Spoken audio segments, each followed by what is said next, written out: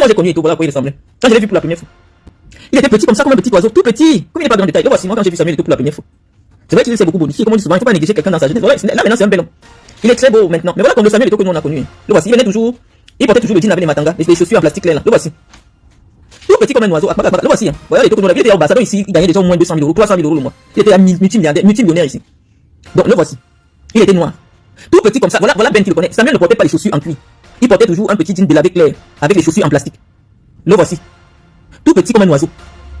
Voilà Ben qui dit que c'est vrai. Voilà le Eto'o que nous on a rencontré. Voilà. Mais tu ne peux pas lui demander à lui parce que tu portes son sac. Comment c'est possible qu'il était bien noir, hein? Parce que même ici, même la photo est claire. Là, c'est nous. Quand c'est Samuel vous dit qu'il se lave avec le calcaire, c'est pour ça que ça pourrait devenir. C'est comme ça qu'il était. Parce que là même il est un peu clair. Bon, aujourd'hui il est comme ça. Bon. On nous dit que c'est parce qu'il se lave avec le calcaire, avec l'eau du calcaire. Donc nous on ne se lave pas avec l'eau du calcaire. Mais moi tu ne peux jamais voir une photo de moi avec cette couleur. Voici Samuel, même les cheveux ne poussaient pas bien sur sa tête. Il avait une calvitie naissante. Tu as vu? Voilà sa tête. Les cheveux ne poussaient pas bien. Donc, du coup, il rasait toujours tout entièrement. Parce qu'il avait une calvitie précoce. Non, voilà le Eto'o que nous on a vu pour la première fois. Hein. Je me souviens. Le voici. Il tenait avec les modos. Le voici. Et les cheveux, il commençait à perdre les cheveux très tôt. Bon, voilà le Samuel que les gens voient aujourd'hui. Voilà le Samuel que nous on voit. On remarque que tu as fait pousser tes seins. Donc, je mets la main au feu. On ne te prend pas derrière. Voilà tes seins. Tout le monde va remarquer que les tchélés font un effort. Regardez. Voilà les seins. Hein. Il a les seins. Mais, l'entrejambe, il n'y a pas. Il n'y a rien, même les noix, il n'y a pas. Donc, tu n'as pas le sexe. À quel moment je rêve que tu mettes ton sexe chez moi? Il n'y a pas. Moi, je l'ai toujours vu. Quand je cause avec un homme, je regarde toujours son pantalon. Donc, aujourd'hui, on a écouté notre frère. Qui nous a appris que j'aurais eu un enfant avec un certain Issa Oudini. Devant Dieu, devant les hommes, je n'ai jamais eu un enfant avec un certain Issa Oudini. Devant Dieu et devant les hommes. Je n'ai jamais eu un enfant avec Issa Oudini. Je n'ai jamais couché avec un certain Issa Oudini. Devant Dieu. Donc, Issa Oudini était un camarade à moi. On était en classe de seconde. Je crois que je suis parti chez eux peut-être une seule fois. On était camarades de lycée. Je n'ai jamais couché avec lui. Je suis désolé, Serge Tamba. Je n'ai jamais couché avec lui. C'est simplement la preuve que tu ne me connais pas. Si jusqu'à aujourd'hui, tu ne sors pas la vraie version de ma vie. Si jusqu'à aujourd'hui, tu n'arrives pas à dire quelque chose d'établi dans ma vie où tu peux apporter les preuves, ça c'est bien la preuve que ma vie privée est tellement cachée. C'est pour ça qu'elle fascine de nombreuses personnes. Et tu l'as compris. Tu sais que si tu parles de Marlène, en une journée, tu auras 5000 vues. Parle-nous de toi, parle d'autre chose. Parce que la personnalité de Marlène fascine. Les gens veulent écouter Marlène, les gens veulent savoir les secrets de Marlène. Non. Tu dis que j'ai rencontré des gens, j'ai fait des enfants avec, mais tu sais que le nom d'une seule personne. Mais tu devrais savoir avec qui j'ai fait des enfants, puisque tu me connais, tu serais même parenté à moi. Mais je ne vais pas m'attarder dessus. Moi, ce qui m'intéresse aujourd'hui, c'est parce que tu es revenu là sur ce sujet particulier, en ce qui concerne ton sexe. Donc, je t'ai dit, moi, je suis une femme extrêmement vicieuse. C'est-à-dire, j'aime les hommes, j'aime énormément les hommes. J'aime les hommes et moi, les hommes ont toujours laissé un très bon souvenir. Et donc, lorsqu'un homme insiste que Marlène, tu voulais aller avec moi, Marlène, moi, je prends un effort d'aller rechercher dans tes photos. Donc, ce que j'ai fait, je suis allé chercher ton sexe. J'ai ouvert un peu tes jambes pour que tout le monde puisse regarder. Parce que généralement, pour avoir côtoyé les sportifs, moi, quand j'ai côtoyé les sportifs de haut niveau, hein, je sais qu'un sportif de haut niveau, s'il s'assoit comme ça, tu vas voir son appareil génital. Tu vas voir son membre. Mais, moi, quand j'ai fouillé dans ta culotte, il n'y avait pas grand chose, Serge Tamba. Parfois, même quand quelqu'un n'a pas un bon pénis, il peut avoir les gros noyaux. Toi, même les noyaux, tu n'as pas, Serge. Même les noyaux, tu n'as pas. Parce qu'on devrait quand même voir tes noyaux. Même les noyaux, tu n'as pas. J'ai bien fouillé, j'ai bien écarté, il n'y a pas quelque chose. Parce que moi, avant de commencer à fantasmer sur quelqu'un, je fais quand même un effort d'aller faire des recherches. Le gars, moi, j'aime le sexe. J'aime quand un homme est un homme. Je n'aime pas les pertes de temps. Je travaille dur, donc quand je dois m'amuser, il faudrait que ce soit avec quelque chose. Moi, j'aime pas les doigts des gens. Moi, tu as les gros doigts, les gens qui mettent souvent les doigts dans les sexes des femmes là. Ça veut le doigt que toi tu fais l'amour. Le doigt, tu as les doigts. Mais en bas, il n'y a pas grand chose, Serge. Même les noyaux, tu n'as pas. J'aime pas les hommes avec les petits noyaux comme les catas de la chair. Je n'aime pas ça, Serge. C'est pas intéressant. J'aime quand un homme est calibré.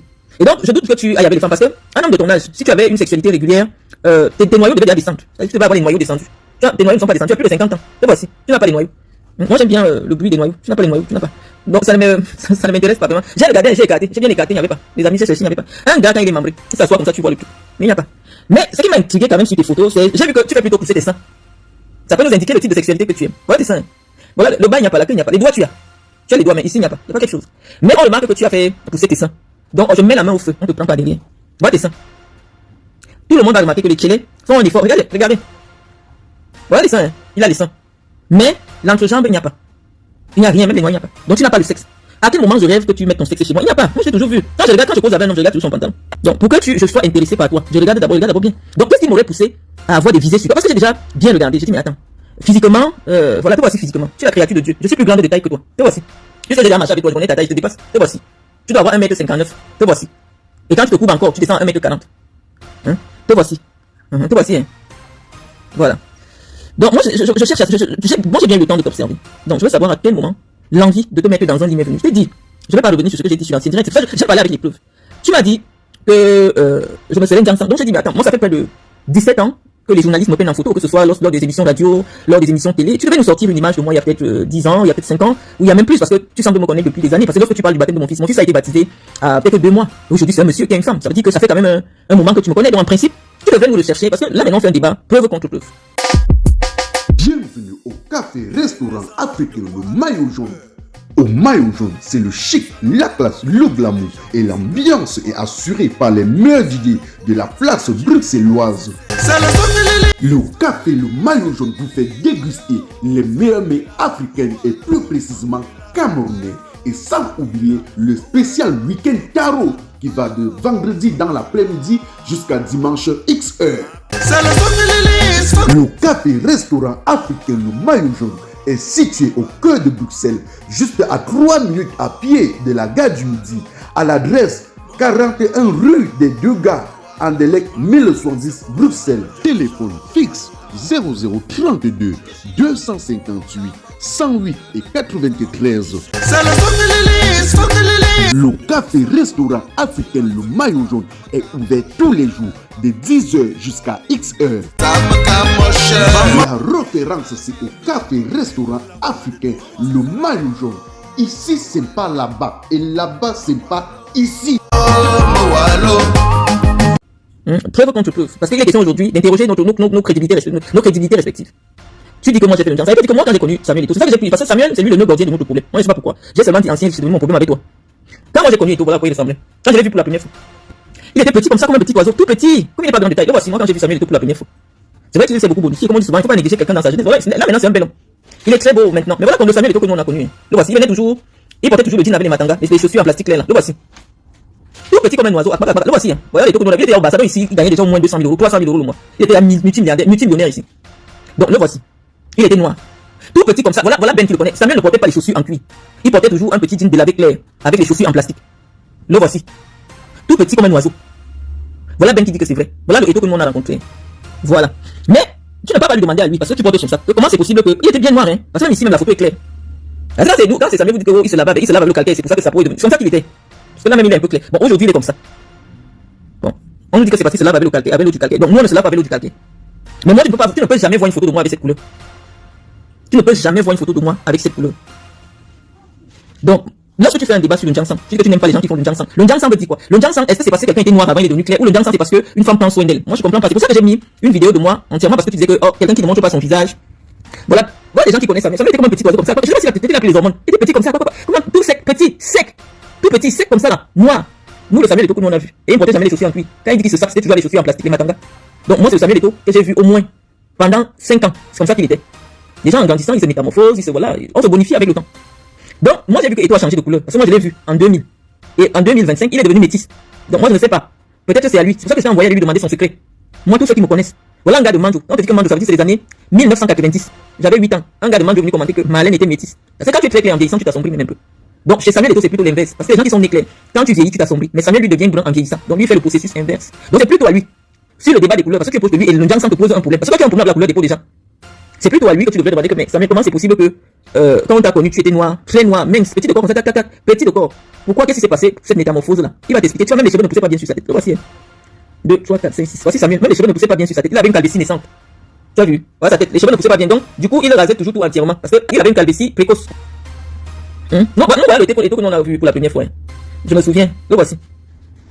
Il tenait avec les modos. Le voici. Et les cheveux, il commençait à perdre les cheveux très tôt. Bon, voilà le Samuel Eto'o que les gens voient aujourd'hui. Voilà le Samuel que nous on voit. Avec la calvitie. Bon, donc sur ce débat sur les physiques qui change, il y a des gens près de toi qui peuvent t'expliquer. Moi je peux pas avoir le débat du Njang Sang avec toi. Je t'ai monté de la tête aux pieds. Si j'étais peut-être une fille qui vend les huiles, la force de faire la publicité sur moi, j'allais te dire que moi je fabrique déjà les huiles de Njang Sang, je vends parce que mon corps est propre, ma peau elle est propre, du pied jusqu'à la tête. J'ai mis ma vidéo du pied jusqu'à la tête, tu m'as déjà vu. Ce n'est pas le Njang Sang, je suis né comme ça. Et je ne peux pas faire le défilé des photos de mes sœurs, des enfants de mes sœurs, des enfants de mes petits frères. J'ai mon petit frère qui est au Cameroun là-bas. Il est comme un chinois, il me ressemble. Il est clair de peau, c'est ses enfants comme des métis. Donc, tu es venu m'attaquer parce que j'ai dit que Samuel Eto'o est un ancien riche. Et on est quitté de là, tu es déjà sur ma maman. C'est ça qui me fait même encore mal. Et c'est pour cela que je réponds. Parce que tu parles de ma maman. Je ne connais pas la tienne. Je ne connais pas tes parents. Mais tu es sur mes parents. Tu es sur le professeur Mendoza qui est mon géniteur, mon père géniteur. Tu es sur ma maman, ma pauvre maman, qui n'a jamais donné une interview, qui n'est jamais intervenue sur quoi que ce soit au Cameroun. Dès que je parle, vous trouvez nécessaire de venir appeler mes parents. C'est pour ça que je deviens souvent violente avec vous. Lorsqu'il s'agit de mes parents, je ne porte pas les gants, j'enlève ma casquette de docteur, d'intellectuel, de ce que vous voulez. Je viens m'asseoir, je deviens l'enfant de quelqu'un. Et je viens vous répondre. Est-ce que tu dis qu'il y a deux journalistes de Vision 4 qui m'ont fait le portier? Aucun journaliste n'a le courage même de me dire bonjour. Ernest Obama portait mon sac, c'est-à-dire un petit frère. Quand je vais quelque part, c'est lui qui porte mon sac. Tous les journalistes savent quand je me déplaçais, quand j'avais un événement, la personne à qui je remettais l'argent pour payer les journalistes, c'est Ernest Obama. Et Bonga suivait Ernest Obama. Bonga, il est à la FECAFOOT aujourd'hui. Les seuls journalistes avec lesquels je me suis assise et mangé, c'est Ernest Obama et Bonga. Donc, dis à Ernest Obama qu'il a déjà eu un rapport sexuel avec moi, il va te dire jamais. Donc, tu as besoin de mentir sur des gens. Et je sens parce que comme Ernest Obama, peut-être tu n'es plus en odeur de sainteté, tu vas venir le salir. Mais Bonga est toujours avec vous. Bonga, c'est un garçon fidèle à Samuel. Comment tu peux te permettre de mentir sur lui? Qu'est-ce que tu gagnes à faire ça? C'est pour ça que je dis j'ai des questions sur ta sexualité. Et je pense que les photos que nous avons vues tout à l'heure, à savoir tu n'as pas le sexe. Parce que généralement, ceux qui vivent dans le tchéléisme, c'est qu'ils se rendent compte que tu es le gens qui rythment les femmes. Tu rythmes les femmes des gens, comme tu me rythmais. C'est sûr que quand je marche avec toi, tu dis aux gens que je sors avec toi. On te voit tous les jours avec une fille, alors que tu rythmes le dossier de quelqu'un. Toi-même, tu ne fais rien. Tu n'as rien. Si tu peux t'asseoir aujourd'hui et dire que moi, j'ai voulu sortir avec toi, j'ai monté tous les arguments, j'ai dit, je commence à vouloir, te voici debout, il n'y a pas de sexe. Il n'y a rien ici. Il n'y a rien. Voilà ça dans la culotte. Il n'y a rien là. Tu as une fente. C'est pour ça que malheureusement aujourd'hui, comme vous êtes des petits affamés, les hommes au Cameroun vous prennent pas le derrière. Moi, je respecte la sexualité de tout un chacun. Mais il faut assumer. Il faut assumer. Tu donnes le derrière, c'est à tout à ton honneur. Et même Freud disait que lorsque un homme s'attaque à une femme, c'est qu'il a des doutes sur sa sexualité. Tu peux pas venir avoir un débat. Tu es quand même un animateur radio. Quand t'aimes, qu'on ne t'aime pas, tu as fait tes pas à Yaoundé. Donc même lorsque tu viens interpeller une personne de mon rang, tu vas pas nous limiter le débat. Les gens ont besoin d'élever le débat, de comprendre. Tu dis que j'ai dit qu'Eto fils n'a rien. Or les gens ont vu qu'Eto fils a quelque chose. Pourquoi tu amènes le débat d'Eto? Toi tu veux que, au fond de toi, tu es jaloux de Samuel Eto'o. Et tu sais que la personne qui a la voix qui porte pour dénigrer Samuel Eto'o avec crédibilité, c'est moi. Vous êtes toujours dans des schémas freudiens. Tu sais que quelqu'un n'est pas crédible. Pourquoi tu viens répondre quand la personne parle? Quand tu sais que ce que Marlène nous dit, personne ne peut croire ce qu'elle dit parce que pourquoi tu prends la peine de venir t'asseoir, tu fais 3 vidéos pour me répondre? Non, c'est vous qui me donnez la crédibilité. Tu m'as dit que j'ai menti sur la première dame Chantal Biya. Mais tu ne dis pas ce que j'ai dit sur Chantal Biya qui est le mensonge. Il y a des gens qui me suivent ici sur ma page. À aucun moment je n'ai annoncé la mort de Paul Biya. Je ne sais pas pourquoi vous voulez me coller cela. Le seul direct que j'ai fait, c'était pour interpeller les gens de la base. Pour leur dire, ce n'est pas normal d'annoncer de telles nouvelles pour un pays. Et je leur ai dit dans mon direct, c'est encore sur ma page, que ce que vous attendez au Cameroun là, est-ce que vous savez ce que c'est que le décès d'un président en fonction? Mes amis fidèles qui sont ici le savent. Mais pas vous mentir, vous êtes parti à tout dire à Chantal Biya que j'aurais prétexté que son époux est mort. Parce que vous savez que elle me déteste. Et donc, c'est à celui qui ramènera la nouvelle la plus atroce. À quel moment j'ai annoncé le décès de Paul Biya? À quel moment? En ce qui concerne la transaction d'argent avec Batamak. Salut les amis, aujourd'hui on dit stop aux tracasseries pour envoyer de l'argent à nos proches en Afrique. Il suffit juste de télécharger l'application TapTapSend. Et lorsque vous téléchargez l'application TapTapSend, lors de votre premier envoi, utilisez mon code promo NOSABY, N-O-S-A-B-Y, tout en majuscule. Et lorsque vous utilisez mon code promo, vous bénéficiez de 5 € si vous résidez du côté de l'Europe. Et si vous résidez du côté des États-Unis ou du Canada, vous allez bénéficier de 10 $. Avec TapTapSend, même étant couché sur ton lit ou dans ton lieu de service, n'importe où, il suffit juste de sortir ton téléphone. En 2 minutes seulement, tu as déjà envoyé l'argent à tes gens en Afrique. Et tous les envois coûtent 2 € seulement. Tu es un journaliste. C'est oui, je ne vais pas t'enlever. Parce que moi, je t'ai vu présenter à la radio. Je t'ai vu faire. Donc pour moi, un journaliste, c'est quelqu'un qui vit de ce métier-là. Même si tu n'es pas formé, tu es un journaliste. Lorsque tu peux venir aujourd'hui sur des ondes, dis que moi, j'aurais demandé pardon à Batamak, que moi, je n'ai jamais donné l'argent à Batamak. Oh, tu sais très bien que j'ai fait interpeller tous ceux qui avaient reçu mon argent à l'Afrique. Que nous sommes allés rencontrer le colonel Bankui, il vit encore. C'est le colonel Bankui qui suivait cette affaire. Le colonel a dit à tous les gens que j'ai fait arrêter, remettez l'argent de Marlène, sinon vous ne sortez pas d'ici. Même les Sédou Mbonjo ont été convoqués au CED. Les journalistes étaient présents. Le gars de Batamak a signé la décharge. Le président de la Ligue régionale du littoral. Il a signé la décharge, il a déposé mes 2 millions chez le colonel Bankui. Batamak a dit, en plus il a été entendu, la note de la gendarmerie a circulé sur les réseaux sociaux. Le président de la Ligue régionale du littoral a bien expliqué que moi je ne connaissais pas la transaction entre Marlène et Batamak. Batamak m'a appelé. Il m'a envoyé chercher 2 millions chez Marlène, chez son père, ou là où elle habitait en Coléton. Quand Batamak m'a téléphoné, j'étais avec ma sécurité. J'étais avec les Hassan Benoît, ils sont toujours vivants. Le monsieur, son gars qui était président de la Ligue, je ne vais pas citer son nom parce que bon voilà, je sais même pas s'il est encore dans le football, mais il a fait une décharge en gendarmerie. Batamak a fait une décharge. Ils ont remis, parce que j'avais remis 2 millions à chacun. Il a pris 2 millions, il a donné, contre décharge, on les a libérés. Tous ceux qui avaient pris l'argent ont déposé l'argent. C'est le colonel Bankui. C'est le colonel Bankui qui les avait tous arrêtés. Donc je n'affabule pas. Le colonel Bankui est vivant. C'est Bankui qui les avait arrêtés. Tous les gens de l'Afrique qui avaient pris mon argent, c'est Bankui qui les avait arrêtés. Landry qui assurait ma sécurité. Je crois qu'il doit être lieutenant aujourd'hui ou il doit être capitaine. Le gros Landry, tout le monde le connaît. Lorsqu'on regarde les vidéos de la bagarre à l'Afrique, c'est Landry qui me tient. Je vais même encore chercher ça là. Landry est témoin. Mon argent a été restitué devant le colonel Bankui. Donc moi je ne sais pas pourquoi tu viens dire que j'aurais dit que non. Non. Ce qui m'a fait cravater Batamak. Batamak est venu chez moi dans la nuit. Je raconte toujours l'affaire. Ça dit que les procès-verbaux de gendarmerie sont là. Moi j'étais chez moi, j'avais déjà signé un accord avec Iya Mohamed. Il est en prison.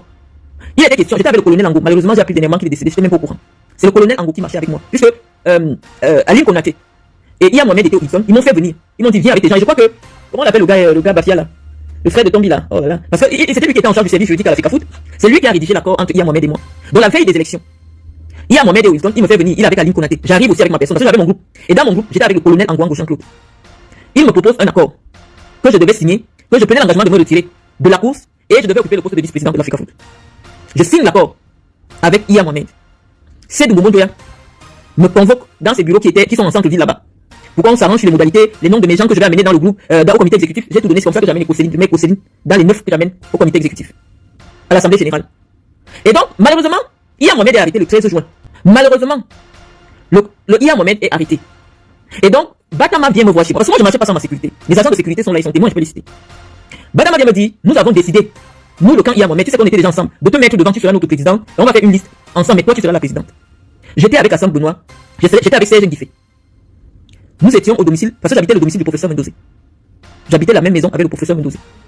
Il est venu, j'ai dit, ok, il n'y a pas de problème. Et il me dit, tu sais qu'en ce moment, l'État a fait bloquer les comptes de l'Africa Foot.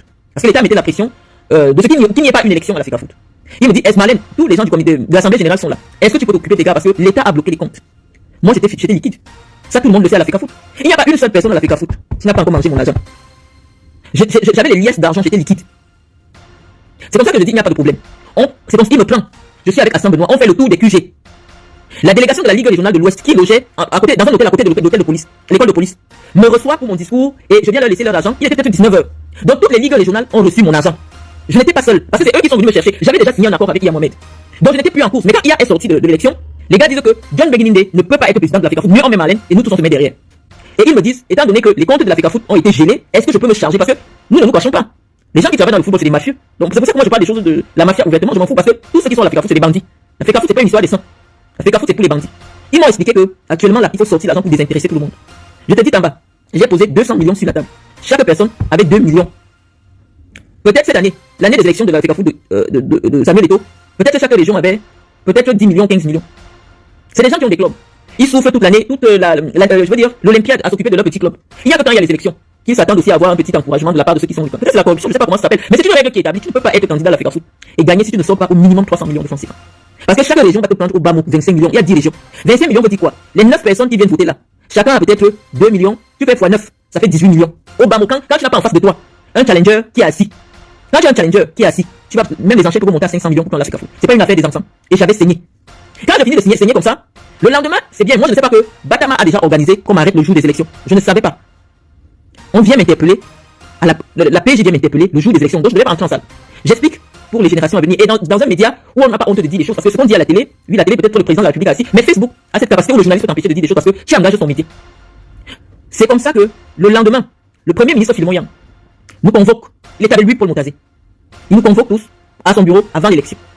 Le premier ministre nous demande, il nous dit, le chef d'État a instruit qu'il y ait la paix entre tous les protagonistes de l'Africa Foot. Allez constituer une liste commune, vous mettez le nom de tout ce qui est de l'ancien comité exécutif, vous mettez le nom de Marlène, parce que moi je n'étais pas au comité exécutif à l'époque, moi j'étais président régional, mais pas au comité exécutif. On quitte chez le premier ministre, lui Paul Montazé conduit, c'est lui qui coordonnait tout ça, il était à l'époque secrétaire général des services du premier ministre. On va à l'Africa Foot, on finit de donner de rassurer le premier ministre Philemon Yang qu'effectivement nous allons faire comme il a instruit. Et donc, lorsqu'on arrive à l'Africa Foot, moi, je n'ai plus compris ce que les gars ont fait. Je vois seulement ils sont en train de dire, on lance l'élection, IA Mohamed élu avec son comité exécutif, mon nom n'est pas là. Je suis assise. Tous ceux qui votaient étaient là. Les Bonnie Philippe étaient là. Donc ce que je raconte, ce n'est pas n'importe quoi. J'étais assise au premier rang. Voilà ce qui s'est passé. Je dis à Batama, est-ce que c'est comme ça que ça a été conclu au premier ministère? Le premier ministre a dit, Marlène dans la liste. Vous mettez tous derrière Marlène. Vous arrivez ici, vous organisez une élection avec quelqu'un qui n'est pas là. Comment ça se passe? Et même, si IA Mohamed doit être élu, lui étant déjà en prison, IA Mohamed et moi nous avons des accords écrits. Parce que l'engagement que je prends auprès de IA Mohamed est que dans la salle des élections, je ne devais pas me présenter. Donc dans la salle des élections, je ne me suis pas présenté. C'était ça l'engagement avec Alim Konaté. Et donc, je ne sais pas ce qui est arrivé, c'est-à-dire que vous infantilisez depuis l'arrivée des réseaux sociaux. On veut jouer à ce jeu avec vous. Mais il y a des personnalités respectables au Cameroun qui ont toujours été associées à l'organisation des élections de l'Africa Foot et qui savent que ce que je dis, ce n'est pas les histoires. Je n'ai jamais dit que je suis candidat et on a dit qu'il y a le vote. Non. On n'avait pas organisé. Bonnie Philippe, qui est journaliste, un journaliste suffisamment sérieux, il était dans la salle, puisque c'est lui qui filme ma bagarre avec Batama. Quand je dis cela à Batama, je suis assise. Je me lève, je ne vais pas prendre l'une. Devant tous les hommes là, je crois que nous étions que 2 femmes dans la salle ou 3. J'étais assise au premier rang. Je prends l'une, je dis que l'élection s'arrête. Batama vient discuter l'une avec moi. Voilà ce qui s'est passé. J'ai dit qu'il n'y a plus l'élection. Ça s'arrête ici. Batama vient m'engueuler. J'ai dit que toi d'abord, tu parles de moi, tu vomis d'abord mon argent, mes 2 millions. Il voulait parler à haute voix. 2 minutes, j'étais sur son cou. J'ai commencé à l'étrangler. C'est l'anglais qui m'enlève du coup de Batama, qui enlève mes mains. La vidéo est là. Les Bonnie Philippe sont là. Après cela, le colonel Banque est venu ramasser tout le monde à l'Africa Foot. On est parti au CED. C'est au CED là-bas que chacun venait déposer mon argent. C'est au CED que tout le monde a posé mon argent. J'ai récupéré mon argent chez le colonel Banque. Tout mon argent. Les délégués régionaux de l'Ouest, du Nord, tous étaient à la PJ. Il n'y a que c'est arrivé, c'est vrai que lui n'a pas touché. C'est vrai qu'il est un délégué de l'Ouest, mais il n'a pas touché quelque chose. Et c'était vrai, c'est n'a pas touché quelque chose. Mais tous ceux qui avaient eu mon argent ont rendu mon argent. Donc, Tamba, je n'ai jamais demandé des excuses à Batama. Parce que Batama avait pris mon argent, il était venu chez moi devant témoin. Mais nous sommes des grandes personnes. Nous sommes dans une mafia. Et dans la mafia, parfois, c'est pas tout qu'on dévoile. C'était une mafia. Malgré le fait que je sois arrêté, j'étais en prison. Quand je suis sorti, j'ai été nommé à l'Africa Foot. Et la semaine où je sors de prison, je suis nommé rapporteur de la commission marketing de l'Africa Foot, qui est là, le cœur de l'Africa Foot. Je sortais de prison. Ça veut dire que si à l'Africa Foot, ils avaient estimé un temps soit peu que ma crédibilité, je ne suis pas crédible, ou alors du moins, je ne suis pas une personne fiable, ce poste que Tom Diaro m'a donné, il n'allait jamais le faire. Tout le monde peut retrouver cette nomination parce que moi je parle toujours avec les preuves, je vais rechercher sur Google et tout le monde pourra voir que moi je ne suis pas une affabulatrice. Je pense que ma crédibilité a été construite par le sérieux que j'accorde à toutes mes sorties médiatiques. Parce que lorsque je dis quelque chose, tout le monde peut prendre la peine d'aller faire des petites recherches et de retrouver, tout le monde peut taper nomination Marlène Mvoutou. Nomination Marlène Mvoutou.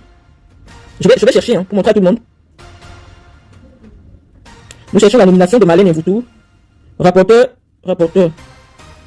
Je suis en train de chercher sur Google, les amis, donc moi j'ai dit, je vais pas laisser les gens qui ne me connaissent pas, qui me découvrent grâce à Facebook. Je sais pas, peut-être qu'il y a un avatar spirituel qui utilise mon image pour qu'on dise n'importe quoi sur moi, sur Internet. Je ne sais pas. Je n'étais pas une femme des réseaux sociaux. Et malheureusement, c'est Afan Francine qui m'a amené. Et donc, je suis venu sur Facebook pour me défendre. Je n'étais pas une personne qui communiquait sur Facebook. Bon, on dit remaniement. Cameroun Web, je pense que c'est un site suffisamment sérieux au Cameroun. Remaniement de la prison à sa nomination. Voici qui est vraiment Marlène Mvoutou. J'ai été nommé, et nous allons lire l'article. Je suis nommé par contre Yaroko, rapporteur de la Commission nationale de marketing de l'Africa Foot. Un poste que j'ai occupé jusqu'en 2017. Tout le monde pourra aller faire sa petite recherche. Donc moi je suis pas une affabulatrice. J'avais donné mon argent. Et je pense que dans toute élection, qu'elle soit politique, qu'elle soit comment dire, associative, il y a de l'argent qui est engagé pour les frais de campagne. Il y a beaucoup d'argent. Déplacer des gens qui viennent de l'extrême nord, les loger pendant des jours à Yaoundé, assurer. Non, c'est énormément de l'argent. Et malheureusement, avec Foot, compte tenu des contraintes à cette époque, les comptes avaient été gelés. Et donc, oui, j'ai été sollicité financièrement parce que je faisais déjà partie du groupe de IA Mohamed. Et ils sont venus me voir pour que, étant donné que j'étais liquide, que je puisse financer tout ce qui devait se faire à l'Africa Foot. Et je l'ai accepté. Donc, tu ne peux pas mentir sur moi sur ce point parce que j'ai cité les contemporains. J'ai dit que tous ceux qui avaient eu mon argent, c'est chez le colonel qu'ils ont remboursé. Mbankui, il est en vie. Le colonel Mbankui, il est toujours là, c'est lui le directeur, c'est Mille. Il est en vie, c'est chez lui, c'est lui qui a fait arrêter tout le monde de l'Africa Foot. Ils ont remboursé mon argent. C'est pour ça que j'exprime toujours beaucoup de gratitude vis-à-vis du colonel Mbankui. Maintenant, tu as évoqué que j'ai menti sur Chantal Biya. J'aurais voulu que tu me dises sur quel point j'ai menti sur Chantal Biya pour que je prouve. Parce que moi j'ai dit, les débats, je vais pas me défiler. Quel que soit le sujet. Qu'est-ce que j'ai dit sur Chantal Biya qui est faux? J'ai dit quoi? Je peux répéter ce que j'ai dit sur Chantal Biya. Je sais pas pourquoi tu t'accroches dessus. Voilà ce que j'ai dit sur Chantal Biya. J'ai dit, Chantal Biya n'est pas allée à l'école. Chantal Biya s'est arrêtée en classe de 4e. Donc si elle a fait l'école quelque part, donnez-nous des références. Parce que moi, de ce que je sais, des sources de sûres des renseignements camerounais, elle a arrêté ses études au CS de Soie. En classe de 4e, elle n'a jamais eu le brevet des collèges. Si elle a eu le brevet des collèges, si elle a eu un bac, si elle a fait une université quelque part, j'ai toujours dit c'est le temps de venir nous dire. Parce que c'est vraiment gênant. Que la première femme camerounaise ne puisse pas avoir au moins le brevet des collèges. C'est gênant. Et on ne veut plus de ça. C'est pour ça qu'on a dit, on ne veut plus d'une influenceuse à la présidence de la République. Et nous avons dit qu'en 2025, les candidats qui vont se présenter vont nous présenter aussi leur épouse. Parce que oui, on s'est bien rendu compte que l'épouse d'un chef d'État draine derrière elle les aspirations de toutes les femmes camerounaises. Et donc on cherche une première dame qui est le reflet de notre ambition. L'ambition de la femme camerounaise ne peut pas se limiter à mettre les faux ongles, à faire le jiang-sang, à mettre les faux cheveux rouges, jaunes, machin et tout. C'est à cela, cette ambition que nous a réduit Chantal Biya à 30 ans. La preuve est que tu vois une intellectuelle de mon rang. Une femme qui a fait des preuves sur les bancs au Cameroun dont on peut retrouver des références. Laissons mes études à l'étranger, ne serait-ce qu'au niveau du Cameroun. J'ai des camarades ici, du lycée de Mandjou. J'étais la première, on dit première de toutes les classes de 4e. Première de toutes les classes de 6e. C'était Marlène Mvoutou, encore mes références, au lycée de Mandjou. J'ai eu mon baccalauréat au lycée de Soie, en 2000. J'ai eu ma licence en droit à l'université de Soie. Donc mes références sont là, je peux donner mon matricule. Mes camarades sont là. On aimerait aujourd'hui la femme qui est aux côtés de notre chef d'État soit une femme auquel de nombreuses femmes camerounaises peuvent s'identifier. On ne veut plus des femmes des bars, les femmes qui ont pour référence les bars, les boîtes de Yaoundé. Non, on aimerait une femme qui a un parcours à la Zika Olingi. La femme de Olingi Ngema, c'est elle instruite. Oui, ça donne de l'ambition à la jeune femme gabonaise. Quand on donne le parcours des épouses du jeune Jomai Faye, il a une enseignante, et il a une femme qui a fait l'ENA ou l'équivalent de l'ENA aussi, des impôts comme lui. Ça attire les femmes. Parce que lorsqu'il y a une première dame dans un pays, les jeunes filles grandissent en se référant à cette femme-là. Il y a une première dame au Cameroun qu'on a appelée Jeanne Biya. Il y a des générations de jeunes femmes. La génération de nos mamans. Nos mamans aujourd'hui qui ont voulu avoir le bac. Parce qu'on dirait que la femme a le bac, elle a bac plus 3. Elle a fait des études en France, d'infirmière, bac plus 3, donc niveau licence. L'ancienne femme de Paul Biya. Elle avait quasiment le même niveau d'études que son mari. Et peut-être parce qu'elle avait le même niveau d'études que son mari. Elle apportait en santé sa touche, sa réflexion dans les questions sociétales. Je me souviens, en 1989, Jeanne Biya avait envoyé des cadeaux de Noël à tous les enfants du Cameroun qui avaient l'âge, parce qu'en 89, le président avait 7 ans au pouvoir. Et tous les enfants qui avaient 7 ans cette année-là avaient reçu. Moi j'avais 7 ans parce que, curieusement, je suis né l'année où Paul Biya a accédé au pouvoir. Et donc nous avions reçu des cadeaux spéciaux de la première dame du Cameroun. Moi ça m'a marqué jusqu'à présent. Et ce cadeau était spécial parce que il y avait des pyjamas, il y avait des cahiers, il y avait des chocolats. Je dis, on sentait la noblesse du cœur de cette dame dans toutes les actions qu'elle posait. Et même nos mamans nous disaient, dans la sobriété, dans la dignité, il n'y avait pas d'excès, il y avait rien qui dépassait autour de cette femme. Elle a inspiré la dignité à la femme camerounaise. À une époque, la femme camerounaise en Afrique était une référence. Bienvenue au café-restaurant africain Le Maillot Jaune. Au Maillot Jaune, c'est le chic, la classe, le glamour et l'ambiance est assurée par les meilleurs idées de la place bruxelloise. Le café Le Maillot Jaune vous fait déguster les meilleurs mets africains et plus précisément camerounais. Et sans oublier le spécial week-end tarot qui va de vendredi dans l'après-midi jusqu'à dimanche XH.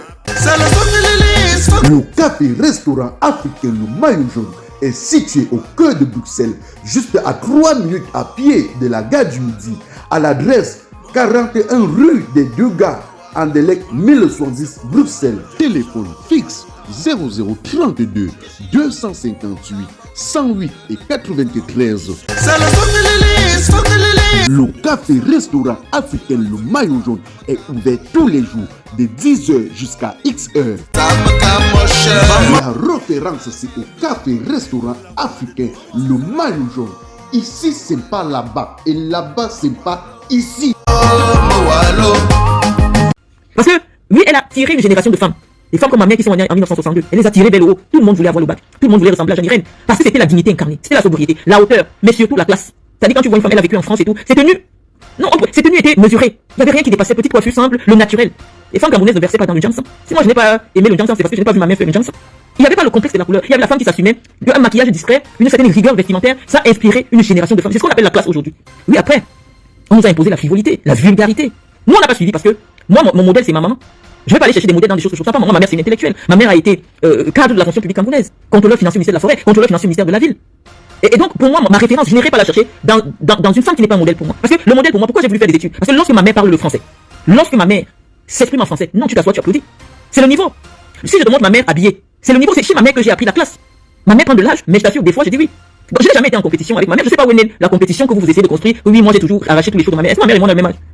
Ma mère, malheureusement, elle a souffert de la stigmatisation de la belle fille, parce que ma mère a été une très très belle femme. Oui, les belles femmes, malheureusement, les gens peuvent leur attribuer tout et n'importe quoi. Mais ma mère, c'est d'abord une intellectuelle, au cadre d'administration au Cameroun. Oui, j'ai hérité de la beauté de ma mère, une partie de son intelligence. Parce que oui, je n'ai pas complètement le caractère de ma mère. Ma mère, c'est une femme extrêmement discrète. C'est à cause de moi. Heureusement que vous ne connaissez même pas son nom. Vous dites la mère de Malin, mais vous ne la connaissez pas. Vous ne la connaissez pas. Donc oui, moi, ma génération à moi, ma référence, c'est ma mère. Et encore heureux que mes filles n'aient pas grandi au Cameroun. C'est pour ça que je leur inculque une certaine classe. Mes filles, elles ne sont pas vulgaires. Mes filles ne mettent pas des cheveux rouges, des longs ongles, des histoires à la con, non. Mes filles sont classe, ça se voit. Ça, c'est la culture de ma mère. Parce que ma mère, elle s'est inspirée des dames comme Jeanne Irène Bia, qui était une femme qui a vécu en Europe, une femme d'une certaine dignité, une femme d'une certaine carrure, qui a géré une génération de femmes camerounaises. Et on dit oui, en 2025, le prochain président du Cameroun, c'est pas lui seul qu'on va voter. On va voter pour un couple. Parce que c'est important. Les femmes au Cameroun sont plus nombreuses que les hommes. Elles devront s'exprimer sur la qualité de première dame qu'elles aimeraient avoir dans leur pays. Parce qu'une première dame, à côté d'un homme d'État, c'est important. Une première dame qui aurait eu de la dignité, en ce moment où son mari est fragile, où il est ridicule, où on dit publiquement qu'on te manque, on te trompe. Vous savez, oui, lorsque vous voyez la nièce du président de la République, qui prend sur elle, de venir écrire au président, monsieur le président vous a menti, on vous manipule et tout ça, vous comprenez qu'on a franchi le Rubicon. Si sur des choses aussi infimes, on peut tromper le président, facilement. Combien de fois sur des choses importantes? Imaginez-vous un peu que le Cameroun est un pays détenteur de l'arme nucléaire. Est-ce que vous pouvez confier l'arme nucléaire entre les mains de quelqu'un qu'on peut tromper facilement? Pour des petites choses, sa propre nièce. Parce que c'est son anniversaire aujourd'hui. Sa propre nièce, elle n'a même plus honte de venir dire papa, on t'a trompé, on t'a menti. Et vous voulez confier votre avenir à quelqu'un qu'on peut mentir facilement, qui n'a plus la capacité de vérifier les choses par lui-même pour engager sa crédibilité dans un discours. Et vous pensez que les petits troubadous qu'on est en bas, on va revenir sur lui, qui ressemble les petits perdiens, parce que t'en bas, il vit c'est un chasseur d'élite, ça dit, on lui donne 100 millions, 50 000 de temps en temps, il est sponsorisé par quelqu'un, la cible c'est malin pour rien, je lui ai rien fait. Il vient, il parle, oh, il dit ceci. Pourquoi? Parce que dans le sérail actuellement, les gens redoutent ma parole. Ma parole, j'en ai conscience, a beaucoup trop d'impact. Et ces gens ne sont pas seulement capables de se limiter à faire payer des gens pour faire des petits groupés sur moi. Lorsqu'une personne n'est pas impactante, lorsqu'une personne n'est pas crédible, on ne se met pas à plusieurs. Regardez mes clashs. Je ne clash jamais avec une seule personne. Dès que je sors un peu la tête, tous les blogueurs se mélangent pour me clasher. Moi, je n'ai pas un camp. Je suis jamais entré dans le clash de quelqu'un. Vous dites que les gens me font ce que j'ai fait à d'autres personnes. Moi, je ne me mêle jamais des clashs des gens. Mais figurez-vous que lorsqu'il y a un débat, si moi je me prononce, tous les blogueurs se mettent ensemble pour me combattre. Et chacun vient avec son niveau d'intelligence. Et pourquoi ils insistent? Parce qu'ils ont constaté que je suis plus forte qu'eux. Si je n'étais pas forte dans la communication. Ah non, ça fait longtemps que j'aurais plus jamais eu le courage de prendre le téléphone pour m'exprimer. Mais moi, je l'ai toujours dit libre penseuse. Je dis les choses pas pour faire plaisir à qui que ce soit ou pour rechercher la reconnaissance de qui que ce soit. C'est pour cela que les ragots ne m'effleurent pas. Ça ne m'ébranle pas. Et est-ce que vous ne pouvez pas souvent demander aux gens qui viennent m'attaquer pourquoi ils sont si disproportionnés dans les réactions? Nous étions dans une affaire où on parlait de la supposée richesse des tout. Si les riches rentrent bien du face, est-ce qu'on débat si quelqu'un a quelque chose et toi tu es sûr qu'il a cette chose? Pourquoi en faire tout un plat au point d'insulter les parents, d'aller fouiller les pères de mes enfants? Où est la proportion? C'est vous qui me donnez la crédibilité. J'ai dit que Samuel Eto'o n'a plus l'argent que prétend être. Et j'ai donné mes arguments. J'ai dit premièrement, la personne qui gère son argent m'a téléphoné. J'étais en France. Elle m'a fait comprendre, puisqu'ils ont été condamnés à deux, il m'a raconté tout le problème, et il m'a dit, Samuel et lui c'est terminé, voilà, Samuel lui doit beaucoup d'argent, et comme il lui doit beaucoup d'argent, il a décidé de garder une partie de l'argent parce que Samuel ne l'a pas payé correctement. Voilà la version qu'il m'a donnée. Mais j'ai eu d'autres sources qui m'ont informé de ce qu'il avait abusé de Samuel. Bon, là-dessus, ça ne me concerne pas. Mais la personne m'a raconté toute l'affaire, et les faits que nous avons, et que Samuel n'est pas solvable. Et comme il n'est pas solvable, ça signifie que c'est la première version qui est celle qui a été abusée, qui est la meilleure version. Tu dis que j'ai dit que Eto'o n'a pas de maison à Yaoundé. C'est vrai, il n'a pas de maison à Yaoundé, il n'a jamais construit une maison à Yaoundé. S'il a des maisons à Kribi, tant que nous n'avons pas vu le titre foncier. Parce que je dis que c'est Maître Rossé. Même la boîte de nuit locative, c'était lui qui était l'administrateur. Tous les biens de Samuel étaient au nom de Maître Rossé. Mais comme Samuel a le poids au Cameroun, même si les choses sont au nom de Maître Rossé au Cameroun, Maître Rossé ne peut pas entrer au Cameroun, Samuel va le faire arrêter. Donc, tant que nous ne voit pas le titre foncier, ou le titre de propriété qui atteste de la propriété de Samuel, les amis, je vous dis la main sur le cœur, que les biens de Samuel sont au nom du blanc. Et quand les choses sont au nom du blanc, ça peut faire 100 ans, le blanc ne vient pas au Cameroun, mais si le blanc là meurt, on va ouvrir l'héritage, on va aller chercher les choses au Cameroun. Parce que c'est à son nom. Quand on ouvre l'héritage, le notaire ne cherche pas à savoir ça s'est passé comment, on dit seulement qu'on cherche partout, il y a son nom dans les propriétés. Malheureusement, Samuel a fait entièrement confiance. Moi, j'étais là. J'ai vu ce monsieur auprès de Samuel. Quand on était en Afrique du Sud, c'est Maître Rossé. Il m'a logé dans l'hôtel où il a logé la famille de Samuel. Donc j'étais avec lui pendant toute la Coupe du Monde en Afrique du Sud. Et donc, Samuel faisait aveuglement, il le prenait comme son papa. Il faisait une confiance aveugle à ce monsieur. J'ai été avec lui, on a été au centre informatique de l'hôtel. Il est en train de faire la comptabilité de Samuel. C'est là qu'il a sorti les bulletins de salaire de Samuel. J'ai vu dans son ordinateur. Samuel faisait entièrement, parce que c'est lui qui faisait les déclarations fiscales de Samuel, les placements, les achats. Samuel lui a fait entièrement confiance. Et donc si il a abusé de Samuel, moi-même je serais déçu parce que je sais que Samuel l'a pris pour un papa. Samuel le prenait comme son père. Ce monsieur, si vous le voyez, vous auriez cru seulement que c'était un blanc, vous auriez pensé que c'était un membre de la famille d'Eto'o. Donc oui, malheureusement, nous avons des informations. Moi personnellement, j'ai des informations sources sûres qui me permettent souvent d'avoir des avis en disant, moi je sais. Les Joël aussi qui sont ici sur ma page savent que quand Samuel était actionnaire du Catius, la personne qui était administrateur c'était Maître Rossé. Leur patron c'était Maître Rossé. On disait seulement comme ça de nom que c'est la boîte d'Eto'o, mais tous les papiers étaient au nom de Maître Rossé. Et je vous dis, dans plusieurs affaires de ce qui concernait Samuel, le nom qui était là-dedans c'était Maître Rossé Maria Messaïs. Donc oui, nous ne venons pas à fabuler. Nous disons ce que nous avons vu avec des témoins. J'étais dans le même hôtel que le père et la mère de Samuel. Le Fairmont Zimbali. La nuit coûtait dans les 2500 € quelque chose. J'avais une chambre là-bas que Maître Rossé m'a logé. Je crois que Sonor, j'étais avec Sonor. Sonor m'a vu avec Maître Rossé. Donc il y a des témoins vivants. Moi je raconte pas les histoires parce que lorsque je fais les problèmes, les Tamo me font expulser. Vraiment, la fête d'expulsion les mois. J'arrive dans un hôtel que Lambert et Mébé avaient réservé pour moi à Johannesburg. Non, c'était à Durban. J'arrive dans l'hôtel, les Tamo vont dire au directeur que c'est à cause de moi que les lions indomptables du Cameroun bagarrent, donc il faudrait pas que je dorme dans cet hôtel. Moi j'étais invité de la CAF. C'est comme ça que le directeur de l'hôtel, il est 1h du matin, vient me voir. J'étais avec ma petite soeur Stéphanie. Il me dit qu'il me rembourse mon argent. Donc cette affaire d'expulsion là, vraiment je sais pas, il dit qu'il me rembourse mon argent. Lambert et Mébé est vivant. Tamo est vivant. Le gars, la personne qui assure la sécurité de Samuel là, ils sont vivants, ils sont là. Le directeur de l'hôtel, un blanc, est venu me voir. Il m'a dit que Madame Mvoutou, le groupe de la FECAFOOT dit que c'est à cause de vous que les lions indomptables du Cameroun bagarrent et qu'ils ont des mauvaises prestations. Donc quand les lions vous voient, ils bagarrent. Vous ne devez pas loger dans notre hôtel. C'est comme ça qu'on me rembourse mon argent. Moi, il me s'appelait peut-être minuit et quelques. Lambert est vivant. Tamo est vivant. J'appelle Maître Rossé Maria Messaïs. Il me dit, je vais te loger dans le même hôtel où sont les parents de Samuel Eto'o. Donc tous les tours qu'on faisait en Afrique du Sud, Christian, le beau-frère de Samuel, c'est que je voyageais dans le jet que Samuel avait réservé pour sa famille. Je voyageais dans le jet. J'étais avec Maître Rossé. C'est comme ça que je dois faire mon Zimbali. J'ai vu son nom. Donc moi je raconte pas les histoires. J'ai toujours été à côté de Maître Rossé. Christian, le beau-frère de Samuel. Je sais pas si c'est encore son beau-frère. Si il a divorcé de la sœur de Samuel, mais c'est lui qui gérait l'avion, le jet privé qui nous accompagnait parce que les distances en Afrique du Sud sont très longues. Donc quand on vient jouer à Pretoria, je suis dans l'avion avec Christian, Maître Rossé, voilà. Je crois qu'on était même avec Georgette aussi. Donc c'est un environnement que je connais. Moi je ne fabule pas. Samuel a eu de l'argent, ça c'est vrai. Mais j'ai aussi vu que la personne qui gérait l'argent de Samuel c'était Maître Rossé et tout était au nom de Maître Rossé. Donc Aftamba, en ce moment-là, je t'avais pas vu autour des taux. Moi je t'avais pas vu, c'est toi qui m'as vu. Maintenant si tu viens nier, on va pas faire les choses des enfants. Tu viens nier que tu ne tenais pas avec moi, que je t'ai jamais donné mon argent. Je dis, quand tu veux, si tu as peur de l'ingratitude des hommes, moi j'ai une fondation, j'ai des personnes avec le handicap, j'accompagne le handicap, j'accompagne les gens en prison, j'accompagne les femmes qui ont des projets, des micro-projets pour être indépendantes et autonomes. Les photos sont là, c'est aujourd'hui que Facebook existe, que parfois on peut avoir des photos. Tambassi, ce n'est pas vrai que tu venais en prison tout le temps, je te donnais de l'argent. Si ce n'est pas vrai, tu verras le bonheur dans ta vie. Parce que j'étais dans la souffrance. J'étais dans la souffrance. Mais je te voyais souffrir plus que moi. Mais vous qui aimez tendre la main, Dieu vous a donné un cœur, le cœur de l'ingratitude. Si demain Eto'o tombe en prison, il perd tout. Tamba, toi tu es capable, dès que tu t'allies au nouveau gouvernement, de dire qu'Eto'o ne t'a jamais rien donné. C'est ça qui donne la force du mendiant. Parce que le mendiant, il ne tend pas la main à une seule personne. Et Dieu lui a donné un cœur de pierre. Dieu a donné à tous les mendiants. Parce qu'ils savent seulement recevoir. Ils ne savent pas donner. Parce que pour donner, il faut avoir un cœur tendre. Il faut avoir un cœur de reconnaissance. Celui qui donne, c'est à lui que vient tout l'honneur. Parce qu'il faut un effort surhumain de se séparer de ce que toi tu as gagné pour partager avec quelqu'un. Mais celui qui reçoit, il n'a pas de problème pour que demain, il te crache même dessus. Parce que il ne fait aucun effort, il tend seulement la main, ça vient. Et c'est pour ça qu'on fait beaucoup les remèdes avec les gens qui demandent l'argent à la main. Parce qu'ils ont un cœur dur. C'est des gens, la personne qui commande, c'est comme s'il vit des gens certains karma. Je te dis, si tu n'étais pas un mendiant, la qualité, et ça dit que tout le monde te voit dans ton attitude, dans ta façon de faire les atalakou derrière Samuel. Tu n'es pas le seul ami de Samuel. Tu n'es même pas l'ami de Samuel. Tu ne vas jamais voir un gars comme Christian Kadi, qui est aujourd'hui comme le ventre de Samuel, chanter le nom de Samuel partout. C'est les gens qui savent qu'ils connaissent Samuel. Mais entre toi et Christian Kadi, qui s'agit beaucoup autour de Samuel, c'est toi. Pourquoi? Parce que toi, tu es le mendiant de la bande. Tu es celui, dès que tu finis de crier comme ça, tu dis que Samuel t'est défendu contre tel. J'étais même vu bagarrer sur un plateau télé.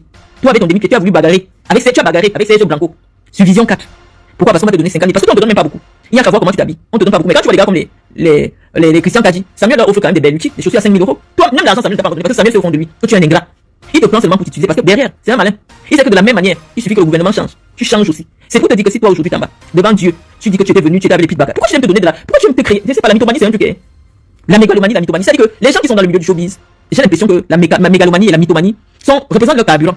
Si tu viens de s'inventer des grosses histoires, à quel moment moi j'organisais des tournois. Ceux qui ont fait la prison avec moi sont là. Je crois que Béatrice est ici sur ma page. On était dans le même quartier en prison. J'organisais des tournois pour tous les enfants en prison avec mon argent. Quand j'étais en prison, j'ai dépensé moins 10 millions dans les événements que j'organisais. Le directeur de la prison avait organisé un événement et devant, c'est encore sur Google, hein, devant 5000 prisonniers, j'ai été félicité pour les activités d'encadrement que j'organisais en prison. Les journalistes, les cocottes venaient couvrir les événements et tous les journalistes qui venaient couvrir les événements, puisque j'offrais des équipements sportifs, des cahiers pour les mineurs, j'ai même organisé tout un repas, je crois que c'était la fête de Noël, où j'ai fait entrer la bière en pression. Donc je me l'ai dit au régisseur de cette époque, vraiment merci parce qu'il m'avait donné l'autorisation de faire entrer des fûts de bière à pression en prison. J'avais fait toute une réception, il y a un traiteur qui est venu pour les prisonniers. Les Guinéfas sont vivants, ils sont dehors, chacun peut aller demander. Les photos sont là, j'organisais des tournois avec le docteur Guinéfa. Et donc oui, comme moi je suis au niveau où toi Tamba, à qui je payais la chambre, parce que tu louais une chambre à l'époque, à qui je payais le taxi. Quand tu venais me voir en prison, tu dis que tu étais venu, tu étais avec Pete Bakadi. Moi, je n'ai jamais vu Pete Bakadi en prison. Je n'ai jamais vu X Malé en prison. Peut-être que je n'étais plus en prison à ce moment-là. J'ai fait 8 mois de prison, j'étais déféré le 29 juillet 2013. Et je suis sorti le 1er avril. Salut les amis, aujourd'hui on dit stop aux tracasseries pour envoyer de l'argent à nos proches en Afrique. Il suffit juste de télécharger l'application TapTapSend. Et lorsque vous téléchargez l'application TapTapSend, lors de votre premier envoi, utilisez mon code promo NOSABI. NOSABI, N-O-S-A-B-Y, tout en majuscule. Et lorsque vous utilisez mon code promo, vous bénéficiez de 5 € si vous résidez du côté de l'Europe. Et si vous résidez du côté des États-Unis ou du Canada, vous allez bénéficier de 10 $.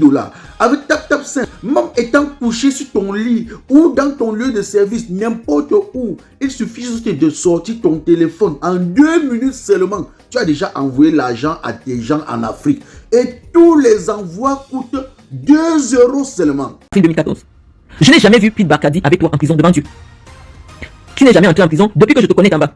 Tu n'as jamais acheté un jus pour dire que bon, Malène, tu bois quoi? Parce que parfois vous sortez, tu peux même offrir, tu as l'habitude de manger, c'est moi qui paye. Mais un jour tu dis que Malène, qu'est-ce que tu bois? Devant Dieu, je n'ai jamais bu un jus qui vient de ta bouche. Parce que le mendiant aussi est ça, il ne sait pas sortir. Pour lui, il est toujours petit. Je n'ai jamais bu ton jus. Mais devant Dieu, si je t'ai donné moins, c'est au moins 300 000 francs. Quand j'étais en prison. Parce que j'étais en prison même, c'est pour ça que, parce que vous là, les gens ne savent pas. À l'époque, je ne donnais jamais 50 000 à quelqu'un. Ernest Obama sait, je donnais toujours l'alias de 100 000.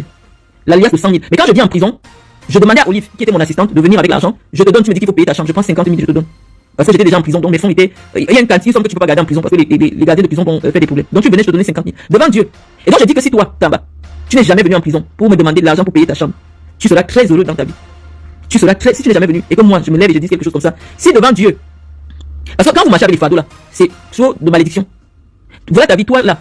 Comment te voilà? Si on dit à quelqu'un que tu es déjà entré dans la maison privée de Paul Biya, la personne ne peut pas croire. Parce que tu tiens la malchance derrière toi. Si on dit à quelqu'un que tu marches avec Samuel Eto'o dans le milliardaire, c'est-à-dire que quand tu tiens tes pieds dans la poussière là, personne ne peut croire. Parce que tu tiens des malédictions. Tu dis, est-ce que tu étais venu me voir? Premièrement pour me dire que les gens ont pratiqué. C'est-à-dire qu'ils sont partis faire des maraboutages pour te séparer de Samuel. Et toi c'est que c'est vrai puisque il avait décidé qu'il ne voulait plus te voir tout de lui. Tu marches avec Samuel depuis, hein. C'est des affaires, il y a au moins 14 ans tu marches avec Eto'o. Mais tout le monde peut remarquer qu'il y a eu une période où tu ne passais pas autour d'Eto'o. Et c'est toi, moi je ne savais pas, je t'avais jamais vu avec Eto'o. Je ne sais pas si c'était un mensonge ou c'était la vérité. Je ne t'avais jamais vu auparavant autour d'Eto'o. Tu m'as dit non, pendant un moment là, vraiment, c'était toi qui étais autour de Samuel et tout ça. C'est toi qui me racontes. Comment je sais que Samuel Eto'o sortait avec Coco Emilia? C'est toi qui me racontes. Et toi, c'est que c'est la vérité. C'est toi qui me racontes. Tu m'as dit beaucoup de choses. Comment je sais que Samuel Eto'o sortait avec Grace Deka? C'est toi qui m'as raconté, c'est la vérité. Donc, tu m'as raconté la vie de Samuel dans les détails que je pense pas nécessaire de venir dévoiler ici. Tu m'as même dit que le gars là, lui-même les femmes mariées, il prend. C'est toi qui m'as raconté la vie de Samuel et c'est la vérité, c'est pas le mensonge. Tu m'as dit beaucoup de détails sur la vie privée de Samuel Eto'o. Je te demandais rien. Mais pourquoi tu le fais? C'est parce que chaque fois que tu rencontres quelqu'un, tu veux montrer que tu maîtrises la vie des gens. Tu m'as même dit que lui ne crie pas. Les mamans, il est dedans, les jeunes, il est dedans. Tu as mal parlé de Samuel parce que tu es une petite personne. Pour te donner de la valeur, tu dénigres les grandes personnes. Mais l'histoire de Grace Deka, tu n'es pas le seul qui m'a raconté ça. De l'entourage de Samuel. Tu n'es pas le seul. Donc, voilà, donc on peut se mettre à parler de ce que toi tu as dit sur Samuel et que Samuel sait que c'est la vérité. Et donc, à ce moment-là, tu m'as dit, les gars sont allés pratiquer pour te séparer de Samuel et qu'en ce moment, Samuel ne veut plus te prendre au téléphone. Mais quand tu as présenté une maman en Bancomo, je vais indiquer l'endroit où se trouve cette maman. C'est une maman qui est très réputée dans les milieux du football. Cette maman est, après la station, avant Bancomo, avant la station, je vais bien vous indiquer ça, les amis. Donc, la maman est très réputée dans les milieux du football. Et Tamba, quand je sors des problèmes, Tamba et moi, on se retrouve. Il me dit, il faut que la maman, je suis parti voir une maman en Bancomo. Elle est très forte, c'est elle qui m'a aidé à faire en sorte que Samuel commence à m'appeler. Je suis parti là-bas m'aider parce que les gens avaient fait des pratiques devant Dieu, Tamba. S'il n'y a pas de voyants sur Facebook, des gens qui ont la clairvoyance. Quand tu viens de dire Samuel, c'est que ce que je dis est vrai, c'est pour ça que ça te fait mal. Tu m'as dit devant Dieu que tu es parti là-bas, ta maman là t'a aidé. Et c'est vrai parce que je ne sais pas comment tu as encore aidé jusqu'à ce que j'ai vu dans le jet de Samuel et tout, tu partais à Garoua. Personne ne te voyait plus autour des tout. Les Kadji sont témoins. Même quand on faisait les élections de l'Afrique, tu n'approchais plus trop Samuel. Au moment des élections, Obama est là parce que tu vas mentir sur Obama. Et tu sais qu'Obama, c'est mon ventre. C'est-à-dire qu'Obama, Obama m'a tellement raconté des choses. Mais je vais pas raconter la partie d'Obama parce qu'Obama n'a jamais rien fait. Mais Ernest c'est. Si c'est Ernest que tu veux venir attaquer là maintenant pour dire que Ernest a fait le portier avec moi. Ça veut dire que tous les trucs de Ernest. Vous savez que vous allez regarder Ernest, c'est qu'il veut vous bombarder. C'est qu'il veut vous bombarder en vrai. Parce que Ernest, lui, alors le vrai. Mais Ernest, c'est que quand il y avait les élections, c'est Ernest qui était poche. Tu ne passais même pas à côté. Dès que Samuel a gagné l'élection, parce que toi tu es un marabout. Je ne sais pas comment c'est passé. Quand tu faisais le roulage de Samuel, c'est le jour que Samuel reçoit l'Assemblée générale de 2009. Je te vois arriver dans la salle. Tu venais déjà approcher. Samuel ne te saluait même pas. Tu as dit bonjour à Samuel. Tu es parti dire bonjour au général. Tu es parti t'asseoir au général Simengue. Tu ne t'approchais pas trop. Peut-être c'est le jour. Parce que ton histoire là, c'est peut-être quand tu salues les gens. Parce que quand tu pars chez tes mamans là, je sais pas ce qu'elles te donnent. J'ai tellement été surprise. J'ai dit, ah, Tamba, les gens sont truc la marche. Quand je t'ai vu dans l'avion de Samuel, dans le jet privé de Samuel, j'ai dit que, hey, Tamba là sont truc la marche parce que tu m'avais confié à moi. Que tu as amené le nom de Samuel chez la maman de Banco, là, quelle fois tu voulais m'amener là-bas. Si ce n'est pas vrai, Tamba, je te laisse avec ta conscience. Est-ce que tu as besoin de venir démontrer? Mais les faits sont probants. Personne ne t'avait jamais vu avec Samuel Eto'o. Quand tu as vu que Samuel Eto'o revient en force, qui commence à dire que Samuel Eto'o a tout perdu? C'est toi. Samuel Eto'o n'a plus l'argent. Samuel Eto'o a tout perdu. C'est toi qui raconte aux gens. Tu parles bien de Samuel, il y a des détails même qui me gênent. Parce que c'est gênant, parce que c'est pas vrai. Ça peut rentrer sur le coup de la diffamation, c'est pas établi. Mais je viens raconter la diffamation que tu fais sur Samuel. C'est toi qui le diffames parce que tu es un sorcier, tu es un jaloux. Tu en veux à ces gars-là d'avoir la vie que toi tu as héritée. Parce que si aujourd'hui tu t'obstines à dire qu'une femme de mon rang, je te veux, et que ça veut dire que tu veux vivre le rêve de ces gars derrière qui tu marches, et tu es dangereux. Si tu trouves un bon payeur, actuellement et toi bien les ennemis là, je vous dis déjà passé par Tamba, vous saurez Samuel. Tamba c'est un traître. Tamba c'est un sorcier. Moi tu peux pas me tromper parce que tu es venu vers moi, tu savais pas que j'allais te mettre à nu. Moi je dis, le jour que quelque chose arrive à Samuel, il faut que sa mère te demande. Parce que tu es le genre de personne qui t'aime autour des gens. C'est pas toi, si on veut donner le poison à Samuel. Les ennemis de Samuel passent par toi, ça va passer. Parce que tu es corruptible. Mais les gars comme Kadi, ce n'est pas facile de corrompre Kadi. Ce n'est pas facile. Mais toi, on peut te corrompre parce que tu as déjà été dans le camp ennemi et tu es revenu. Tu es revenu pourquoi? Parce que tu as vu le soleil briller. Quand Samuel a gagné le jour des élections, tu ne t'approchais pas de Samuel. La seule personne qui avait Samuel, c'était Ernest. Même les Kadi étaient dehors. Kadi et Qualité étaient dehors. Et Ernest était avec Samuel partout. Tu n'approchais même pas le camp là. Dès que toi as gagné là, le 11 décembre 2021, tu es parti secouer les mamies, tu es venu le saluer. Et je suis sûr que c'est le jour que j'étais venu là, le jour de l'Assemblée générale. Parce que Samuel t'avait salué le jour là, c'était froid, hein. C'était très froid, il n'y avait pas de convivialité. Parce que toi-même c'est un autre. Il n'y avait pas de convivialité. Mais quand je l'ai vu dans l'avion, j'ai dit, ok. Bon. Maintenant, je ne sais pas, entre ce que tu me racontais, que Eto'o t'avait promis l'argent de la voiture, Eto'o t'avait promis ceci, Eto'o t'avait promis, mais les gens sont allés pratiquer pour vous séparer et tout. Tu pleurais devant moi. Je ne peux pas inventer une telle histoire. Ma crédibilité vient de quoi? Parce que quand je dis quelque chose, les Camerounais restent 6 mois. Après, ils sont seuls encore écrit que c'est Malène et avait raison. Je n'ai pas bâti ma crédibilité sur le fait que je raconte des sonnettes. C'est que dès que je dis quelque chose, pour moi, je reste tranquille. J'ai dit qu'on c'est un faux truc. Vous avez organisé la cabale, vous m'avez fait insulter. Tu avez dit n'importe quoi. Mais les gens ont attendu jusqu'à 2 ans pour confirmer que c'est Malène qui avait raison. Moi, je suis pas en compétition de crédibilité sur les réseaux. Je viens seulement dire que moi, je ne parle pas des gens que je ne connais pas. Je parle des gens que je connais. Parce que si on écoute ton récit, tu m'as rencontré pendant que j'étais assise dans la cour en prison. Non, quand je sortais dans la cour en prison, les femmes n'ont pas le droit de s'asseoir dans la cour en prison. Voilà d'abord où il y a le mensonge dans ton histoire. Tu n'as jamais fait la prison. Ma page ici, s'il y a 35 000 personnes, il y a peut-être 2000 prisonniers. Parce que moi, j'étais président. Donc, les prisonniers sont là, ils savent qu'une femme ne peut pas s'asseoir dans la cour de la prison. Non, si elle n'a pas la visite. Les femmes sont au quartier 5. Elles ne peuvent pas venir dans la grande cour, là où il y a des gens, si elles n'ont pas visite. Donc, tu me manques déjà. Pourquoi moi, je quitte mon quartier pour venir où tu étais? Ça veut dire qu'on vient me chercher. Et lorsqu'on vient me chercher, ma garde la prochaine en prison, les Ambrota, il faut qu'ils soient avec moi pour que je travaille. Sinon, les gens vont me caresser. Les gars vont me caresser là en passant, les gars vont faire des trucs. Les gars, ça fait 2 ans, 3 ans, ils n'ont pas vu une femme. Donc, comment tu fais que tu viens me voir dans la cour? Est-ce que c'est un garçon? C'est les garçons qui restent dans la cour. Pour qu'une femme arrive dans la cour principale, elle sort avec un gardien. Et avec sa garde personnelle, moi par exemple, j'avais une garde personnelle à l'intérieur de la prison. Même sur la photo que j'ai publiée là, c'est mon garde du corps prisonnier qui est assis derrière moi avec les lunettes, Zambrota. Il est maintenant en Allemagne. Je crois qu'il est ici sur ma page. Il y avait Willy et Zambrota. Willy c'était un condamné à mort. Et Zambrota. Donc même sur la photo que j'ai publiée, je suis en robe rouge là, le gars qui est derrière moi avec les lunettes noires, c'était mon garde du corps. Donc tu ne pouvais pas me trouver assise là si je n'avais pas un événement que j'organisais. Ou alors tu n'étais pas venu spécialement et on est venu me chercher là-bas dans nos cellules pour m'amener vers toi. Donc tu mens. Zambrota est ici sur ma page, tu venais tout le temps. Les chocoteux, celui qui est mort là, il venait, je donnais l'argent. Tous les journalistes savent que Marlène est très liquide, elle nous a toujours donné l'argent. Donc t'es en bas, tu mens. Que ce soit Bonga, que ce soit Obama, tout le monde sait que je suis liquide. Tout le monde sait que tu ne peux pas prendre 1000 francs. Même quand moi j'étais président en prison. Donc même quand j'étais en prison, j'étais liquide. Donc tu ne peux pas venir en prison, soit disant pour venir me donner 1150 francs. C'est pour ça que tu ne verras jamais le bonheur dans ta vie. Tu ne verras pas parce que j'étais dans la souffrance. J'ai eu pitié de toi, j'étais aidé. Mais tu n'es pas reconnaissant. C'est la reconnaissance. Ça montre que tu es quelqu'un aussi demain, tu pourras rendre ce qu'on t'a fait. Mais tu as le cœur noir. Donc voilà. Moi je dis ce que Tamba raconte. Je raconte à Samuel ce que Tamba dit sur lui. Si Samuel va se reconnaître dessus, il sait que c'est la vérité. Et je vous dis que ces gars-là, la personne par qui, c'est aussi Samuel a des ennemis. Parce que la qualité que moi j'ai vu ça, Tamba, parler de Samuel. Je vous dis les amis, quand j'avais le vent en poupe, à l'époque de la Guinée équatoriale, tous ces gars-là marchaient derrière moi. C'est des gars, ils sont formés pour être des mendiants. On les recrute beaucoup plus dans le journalisme. Si je vous dis par exemple que, je ne sais pas quel est le journaliste qui venait pas chez moi demander l'argent, de Bruno Bidjan, je ne sais pas qui. Oui, mais ils sont formés pour être comme ça. Il n'y a pas eu de différence entre la prostituée professionnelle et le journaliste. Il n'y a pas de différence morale entre un journaliste et une prostituée. Et ils partent toujours vers là où il y a le plus offrant. Un journaliste, tu ne prends jamais un journaliste, vous êtes toujours dit ça, tu en fais un ami. Parce que là où on va lui donner un peu plus d'argent, il va te vendre. Je ne sais pas pourquoi Tamba pensait qu'il fallait venir dénigrer Samuel Eto'o chez moi.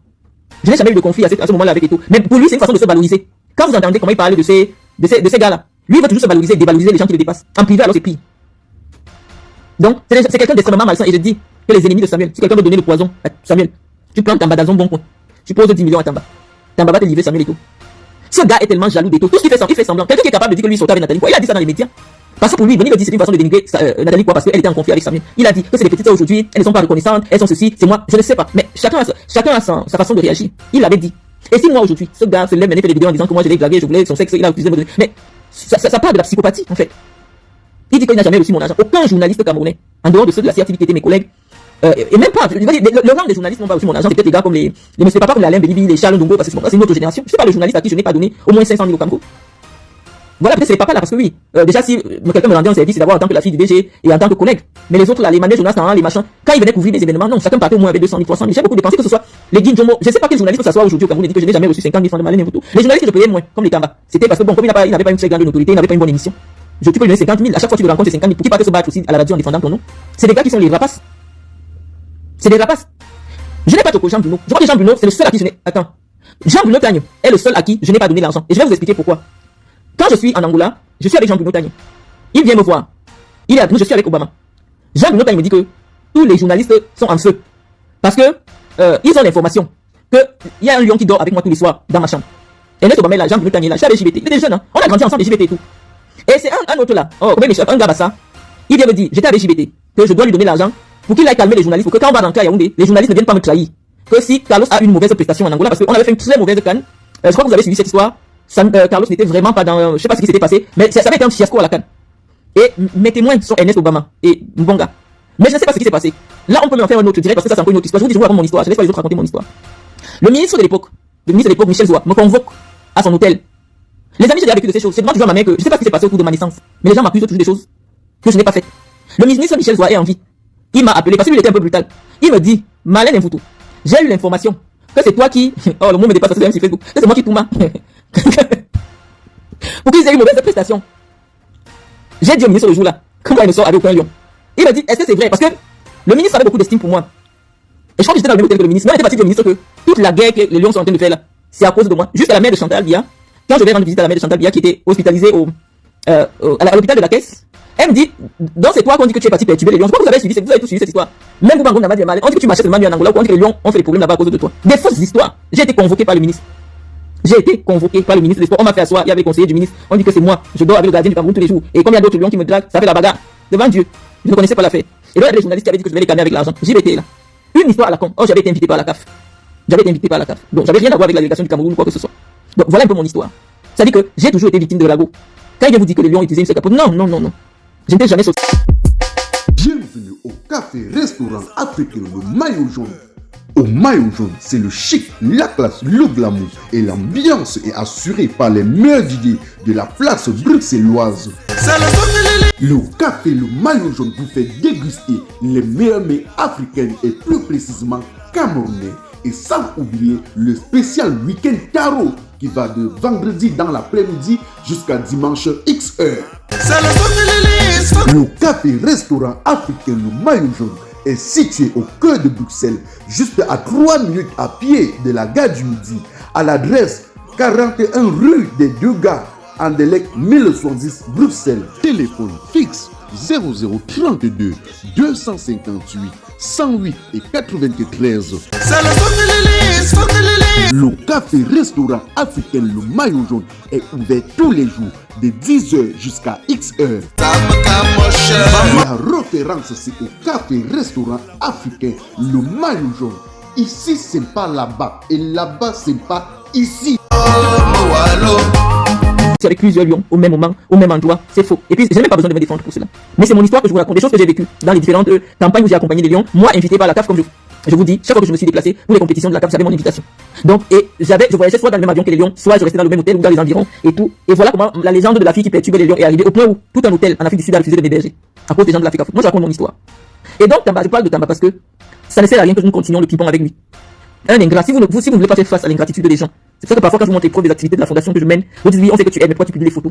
Moi, je n'ai jamais été celle qui instrumentalise sa charité. J'ai un bon cœur. J'ai grandi. L'homme qui m'a mis au monde était quelqu'un qui avait la main ouverte. Il aidait les gens. Il ne s'intéressait pas à l'origine des gens. Tu es Bandeke, tu es Aoussa, tu es machin. Il aidait tout le monde. Et moi, j'ai grandi dans cet environnement. J'ai vu mon père donner.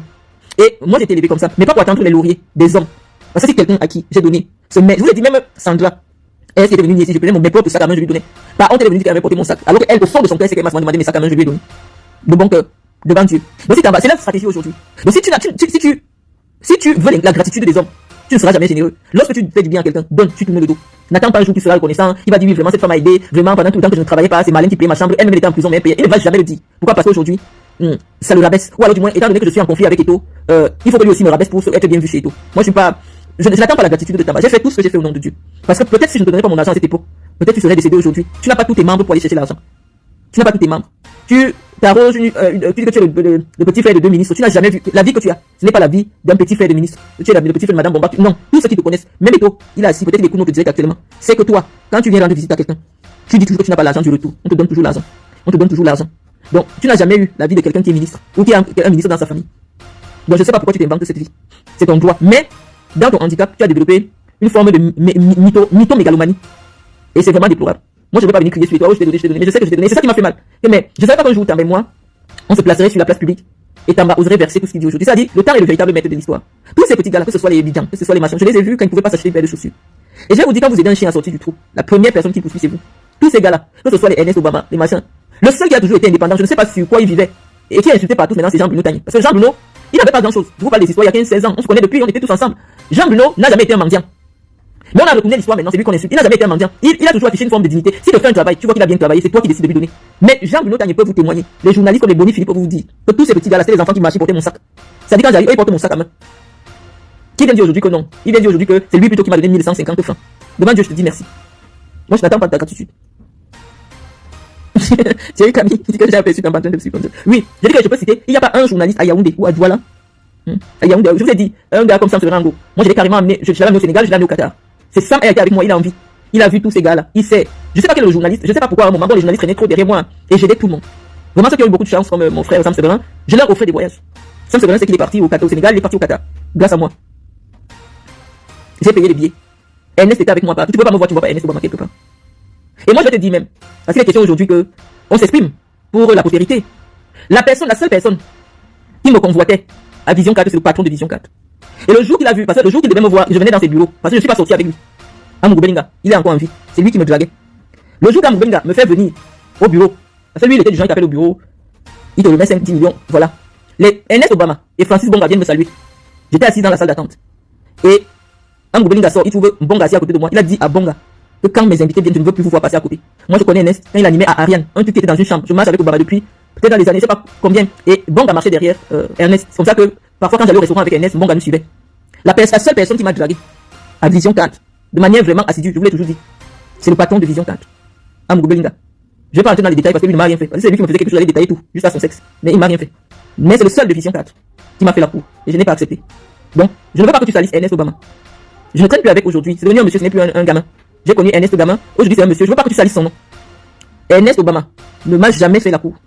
Ernest Obama ne m'a jamais regardé comme une femme avec qui il peut aller dans un lit. Parce que contrairement à toi, Ernest Obama s'est resté à sa place. Francis Bonga n'a jamais été proche de moi. C'est pas des circonstances hasardeuses que parfois Francis s'est déjà souvent retrouvé avec nous. Et comme ils étaient, on était en Angola, bon, c'est des journalistes qui s'arrangeaient souvent à monter dans l'avion des Lions, mais à l'époque, ils n'avaient même pas de frais d'émission.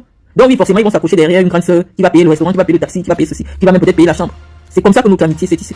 Donc je t'interdis de salir Francis Bonga. Parce que Bonga, je vois qu'il est communicateur du sélection des Lions Indomptables là-bas. C'est les seuls journalistes de Vision 4. Et Bruno lui venait chez moi, il était encore tout bébé. Bruno marchait avec des t-shirts, avec des petits tennis troués. J'ai connu Bruno tout petit. Donc tu peux pas dire qu'il y a deux journalistes. Non, je commence à prendre de l'âge, mais j'ai plus de l'âge, j'ai plus de l'avance sur vous socialement. Donc tu peux pas dire que c'est Bruno Bidjam. Tu peux pas dire dans les deux journalistes avec qui on m'a toujours vu et qui étaient de Vision 4 à l'époque au point où Amourou Belinga leur avait interdit de marcher avec moi, c'est Ernest Obama et Francis Bonga. Donc la seule personne qui m'a fait la cour à Vision 4, c'est Amourou Belinga, qui est venu chez moi souvent, avec qui on m'a vu souvent manger au Hilton, mais je n'ai pas couché avec lui. Donc je ne sais pas pour quelle initiative vous mentez sur moi comme ça. Non, moi je viens de dire ma vérité. Si j'ai couché avec quelqu'un, il dit que j'ai couché avec toi. Et si j'ai pas couché avec toi, je dis que j'ai pas couché avec toi. Non, je ne suis pas une Marie, couche-toi là, non, pas du tout. La seule personne de Vision 4 qui m'a fait la cour et qui m'a donné beaucoup d'argent, c'est Amourou Belinga. J'ai pas couché avec lui. Je vais pas mentir sur le papa d'autrui, non. Il m'a fait une cour assidue, mais je n'ai pas couché avec. Et les Mvan qui est le patron de Info TV et tout le monde savent que j'ai pas couché avec Amourou Belinga parce que c'est aussi un ami à moi, très proche, et qui était aussi proche d'Amourou Belinga à cette époque-là. Donc tu vas pas venir mentir sur moi, Tamba. Tu vas pas mentir sur moi. Tu dis quelque chose, si c'est faux, tu viens dire. Moi je ne cache pas, j'ai un âge où c'est mon passé. Je t'ai dit, je suis mariée et mon mari est au courant de tout ce que j'ai vécu. Ne m'invente pas une histoire de non, je suis une femme qui a de la hauteur, je suis une femme qui gonfle les hommes. Et une femme qui commande les hommes, une femme qui gonfle les hommes, c'est pas une femme dont on enlève le caleçon facilement. Moi les hommes que je cherche d'abord, c'est les hommes durs. Les hommes que quand tu les vois, tu ne sais même pas si tu avais les femmes. Le genre d'homme qui m'approche. Donc, parce que plus j'évolue, plus les hommes que je cherche, c'est des hommes vraiment. Donc, ne me ramène pas à ce niveau-là. Oh, l'église, oh, la chapelle, qui a couché avec moi? Tu viens citer, tu dis que je suis sorti avec des lions, j'avais la vingtaine d'années, je suis sorti avec un lion. Et après, oui, c'était mon milieu professionnel. Si je sors avec un lion, donc je vis en France. Aurélien vit en France. On voyage ensemble, on sort de, je sais pas de quel pays on sortait, on se voit. Après, pas voir Ernest, après, commence à m'appeler, après, on tombe amoureux, et on sort ensemble, on se met à sortir ensemble. C'est normal. Moi, j'étais dans la vingtaine, j'avais pas 30 ans. Tu voulais que je me marie étant vierge? Non. Tu dis que j'ai fait des enfants avec tous les hommes que j'ai rencontrés. Est-ce que j'ai un enfant avec Alouf? Est-ce que j'ai un enfant avec Aurélien? Si tu n'arrives même pas à donner le nom du père de mes enfants, tu ne peux pas parler de ma vie. Je n'ai jamais raconté ma vie aux gens. Parce que les hommes avec qui j'ai fait des enfants, c'est des hommes cachés. C'est les hommes cachés que tu ne peux pas savoir. Je n'ai pas un enfant. Parce que l'enfant que j'avais eu avec Aurélien, je l'avais perdu. Donc je n'ai pas un enfant avec Aurélien. Je n'ai pas un enfant avec Carlos. Les deux hommes que j'ai cités là. Oh, je les ai connus sexuellement. Donc tu peux pas dire que oui, tous les hommes que tu rencontrais, tu faisais des enfants avec. C'est pour ça que tu as 4 enfants, 4 pères. Non, je n'ai pas 4 enfants, 4 pères. Vous allez chercher, fatigué. Là où j'ai fait mes enfants, c'est tellement caché que vous allez tourner. Tu as été avec moi. Même Obama qui était avec moi, peut-être qu'il connaît un seul père de mes enfants. Parce que Carlos m'a rencontré. Je n'ai pas eu un enfant avec Carlos. Mais j'ai ma première fille à 24 ans. Donc va chercher celui qui a fait un enfant avec moi en 2000. Mon fils est né en 2003. Va chercher le monsieur qui a fait un enfant avec moi en 2003. Et j'ai ma fille, elle est de 2006. Va chercher l'homme avec qui j'ai fait un enfant en 2006. Tu peux pas trouver. Il n'y a que mes intimes. Et même mes intimes, je ne dis pas. Parce que les hommes avec qui je suis allé, c'est des hommes qui ont des fonctions publiques. Donc je ne peux pas confier leur intimité. Je n'ai jamais dit. Et les membres de ma famille ne parlent pas. Donc vous ne pouvez jamais savoir avec qui j'ai des enfants. Le seul que vous connaissez, c'est le blanc, parce que c'est mon mari officiel. Donc toute personne que tu peux citer, si toi tu dis Tamba, va demander à Issa Oudini, qui est un ami à moi quand j'étais en seconde. Moi j'ai pas accouché en seconde. Parce qu'après il part en France, va lui demander est-ce que tu as un enfant avec Malène, il va te dire non, il ne connaît pas. Je ne sais même pas s'il se souvient encore de moi. Mais le nom me dit quelque chose, parce que j'ai souvent entendu que les filles disent que c'était mon chaud nom. Donc ne manque pas sur les gens. Un petit gars, le fils du commissaire divisionnaire ou Divi Songola. Donc tu ne peux pas mentir sur lui. Et moi je suis assis, je te laisse dire du mensonge. Ne salis pas les gens. Donc sur ce les amis, on va pas rester longtemps. Je lui ai dit, à toutes ces préoccupations, on répondra. Mais je ne veux pas la reconnaissance de Tamba, j'ai remis ça entre les mains de Dieu. Mais Tamba, si mon argent est entré dans ton ventre, ton petit pied là va encore bien peser, et tu vas remarquer ces jours-ci. Parce que je vais prier sur ta tête. En pleurant, en montant à Dieu que Seigneur, je n'ai rien fait à Tamba. Tamba dit qu'il vient défendre Chantal Bia. Je ne sais pas s'il la connaît, mais moi, ma souffrance était en prison, j'ai donné la nourriture à Tamba. J'ai payé le loyer à Tamba. Si ce n'est pas vrai, Tamba va commencer à sauter sur ses deux pieds. Mais si c'est vrai, Tamba, ton pied là va encore peser ces jours-ci. Tu ne verras jamais du bien sur cette terre, je te mens pas. Donc sur ce, je ne te motive pas, je suis pas ta mère. Mais c'est méchant de ta part. On peut pas justifier l'ingratitude. Je suis une personnalité publique. Je me suis peut-être trompé ou j'ai dit quelque chose qui ne te correspond pas. Tu as mon eBay. Tu viens eBay, tu me dis. Quand tu as mangé avec quelqu'un, quand tu as traîné avec quelqu'un, quand quelqu'un t'a payé pour des prestations chez lui, tu connais mes enfants. Venir faire ce que tu fais là, c'est pas juste. En plus, tu mens, juste pour me salir. Je t'ai fait quoi? Tu as peut-être été amoureux de moi, mais je t'ai dit, malheureusement, mon standing de femme ne couche pas avec des hommes de ton genre. Pourquoi? Parce que je suis une femme mystique. Je suis une femme sacrée. Les hommes qui vont avec moi, Tamba, si moi je couche avec toi, tu vas devenir fou. Parce que spirituellement, ce n'est pas ton niveau. On ne peut pas entrer là où les initiés entrent. La chapelle, comme tu dis. Les hommes qui entrent chez moi, c'est les initiés. Toi, tu es un homme. On appelle ça les ventres des fous. Donc tu vas venir chez moi. Tu viens, tu ramasses un truc qui va te dépasser. Tu commences à te déshabiller. Moi, je ne partage pas mon corps avec n'importe qui. Moi, je sais que les hommes qui se sont déjà déshabillés. Parce que même les lions, là, ce n'est pas les enfants de cœur. Pour jouer dans l'équipe nationale du Cameroun, au niveau où les Carlos ont joué là, au niveau que Aurélien Chedjou a joué. Moi, je connais le niveau des pratiques des gars là. C'est des monstres. Mais les Samuel comme ça, c'est des monstres. Tu ne peux pas. Donc là où eux, ils entrent, tu ne peux pas entrer. Quand tu vas comprendre ça, c'est le début de la sagesse. Salut les amis, aujourd'hui on dit stop aux tracasseries pour envoyer de l'argent à nos proches en Afrique. Il suffit juste de télécharger l'application TapTapSend. Et lorsque vous téléchargez l'application TapTapSend, lors de votre premier envoi, utilisez mon code promo NOSABI. NOSABI, N-O-S-A-B-Y, tout en majuscule. Et lorsque vous utilisez mon code promo, vous bénéficiez de 5 € si vous résidez du côté de l'Europe. Et si vous résidez du côté des États-Unis ou du Canada, vous allez bénéficier de 10 $. Avec TapTapSend, même étant couché sur ton lit ou dans ton lieu de service, n'importe où, il suffit juste de sortir ton téléphone. En 2 minutes seulement, tu as déjà envoyé l'argent à tes gens en Afrique. Et tous les envois coûtent 2 € seulement. Je fais avec mon téléphone, c'est mon direct. Je fais avec mon iPhone, c'est mon direct. Je fais avec mon téléphone, c'est mon direct. Je fais avec mon iPad, si ça te plaît.